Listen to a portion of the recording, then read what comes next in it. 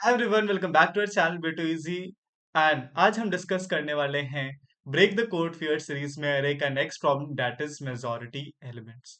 सो पहले प्रॉब्लम को समझते हैं। We have an array of size n and we have to find the element that appears more than n by 2 times and you can assume the majority element always exist. तो यहाँ पे ऐसा assumption मानना है कि majority element हमेशा exist करेगा। Example से समझते हैं। हमारे पास एक एरे दे रखी है 2 2 1 1 1 एंड 2 2। तो यहाँ पे आपको देखने से लग रहा है कि मेजॉरिटी एलिमेंट क्या होने वाला है 2। तो मेजॉरिटी एलिमेंट का कंडीशन भी इन्होंने ये दे रखा है कि वो वही होगा जो कि n/2 टाइम से ज्यादा बार अपीयर करेगा। ओके, तो इसका सबसे पहले हम लोग ब्रूट फोर्स अप्रोच देखते हैं कि क्या होगा। कि पहले क्या कर सकते हैं कि हम एक लूप चलाते हैं। Let's see. So in brute force we check every element and count how many times it appear. तो हम हर एक एलिमेंट को चेक करने वाले हैं और और उसका काउंट देखने वाले हैं वो कितने टाइम अपीयर कर रहा है। अगर वो n/2 टाइम से ज्यादा बार अपीयर कर रहा होगा देन वी रिटर्न कि हाँ हमारे पास मेजॉरिटी एलिमेंट वो होगा। राइट, तो उसका सूडो कोड देखते हैं। पहले क्या करने वाले हैं हम, पहला लूप लगाएंगे एंड वहां पे काउंट इनिशियलाइज कर दिए। फिर दूसरा लूप लगाएंगे, वहां से काउंट इनिशियलाइज कर दिए। और अगर हमें दोनों मिल जाते हैं, सेम एलिमेंट मिल जाते हैं, और काउंट को इंक्रीज करते हुए चले जाएंगे। जब हमारा काउंट n/2 से बड़ा हो गया देन इट मींस कि वो मेजॉरिटी एलिमेंट हो गया, तो वो एलिमेंट हम रिटर्न कर देंगे।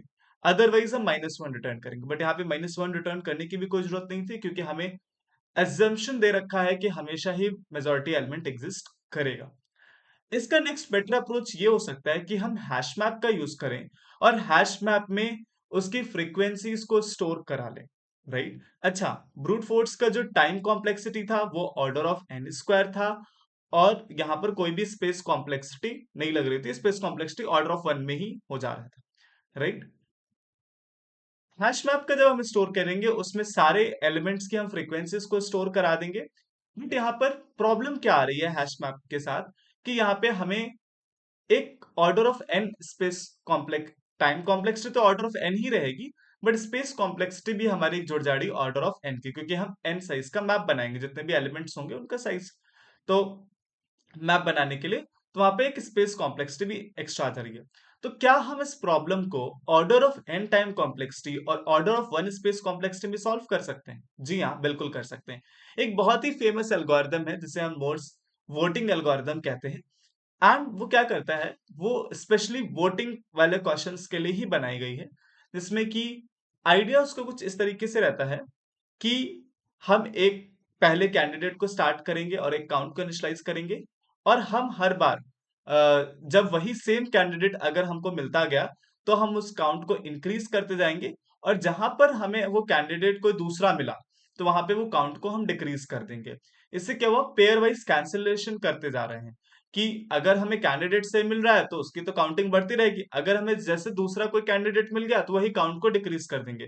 और अल्टीमेटली फाइनली हमें वही कैंडिडेट मिलेगा जिसका मेजॉरिटी एलिमेंट हो, जो मेजर जो विनर होगा। अल्टीमेटली वही लीडर मिलेगा हमें जो जो फाइनली विनर होगा।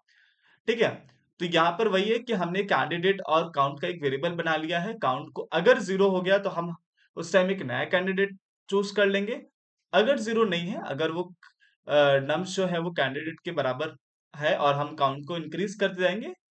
अगर नम्स कैंडिडेट के बराबर है, अगर नहीं है तो हम काउंट को डिक्रीज करते जाएंगे। तो यहाँ पर पेयर वाइज कैंसिलेशन का कॉन्सेप्ट यूज हो रहा है, और ये बहुत ही फेमस एल्गोरिदम है। इंटरव्यूज में भी ये कई बार क्वेश्चन पूछा जाता है। तो चलिए इसका कोड करते हैं।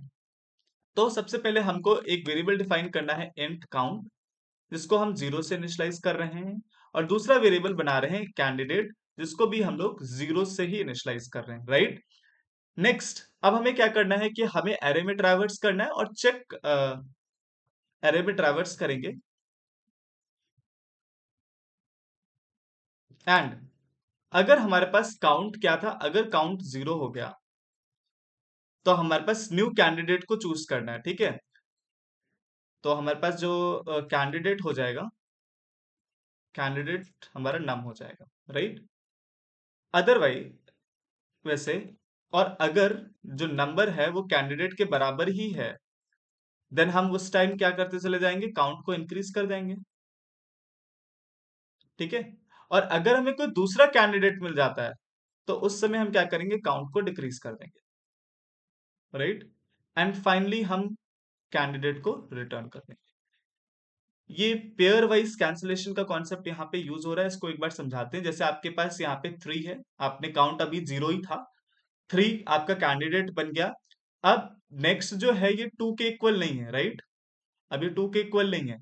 देन क्या होगा, आप काउंट अब डिक्रीज कर दोगे तो जो पहले काउंट आपका 1 था वो 0 हो जाएगा, राइट।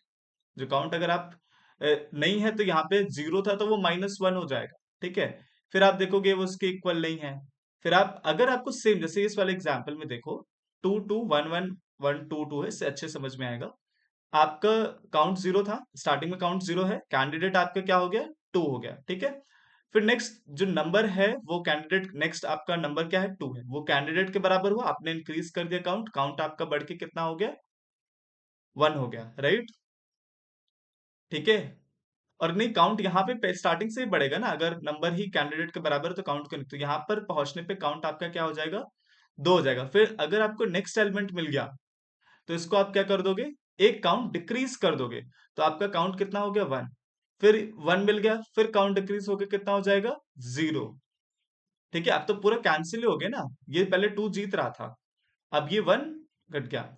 इस तरीके जब काउंट 0 हो जाएगा फिर आपको एक नया कैंडिडेट चूज कर लेना है, और वो नया कैंडिडेट अब क्या हो जाएगा, 1 हो जाएगा। फिर देखोगे क्या वो नंबर कैंडिडेट के बराबर है तो काउंट को इंक्रीज करोगे, नहीं तो काउंट को डिक्रीज करते जाओगे। फिर जब काउंट 0 हो जाएगा फिर एक नया कैंडिडेट आ जाएगा। तो ये पेयर वाइज कैंसिलेशन का कॉन्सेप्ट यहाँ पे यूज हो रहा है। एक बार इस कोड को रन करके देख लेते हैं। Oh, there is one error, right.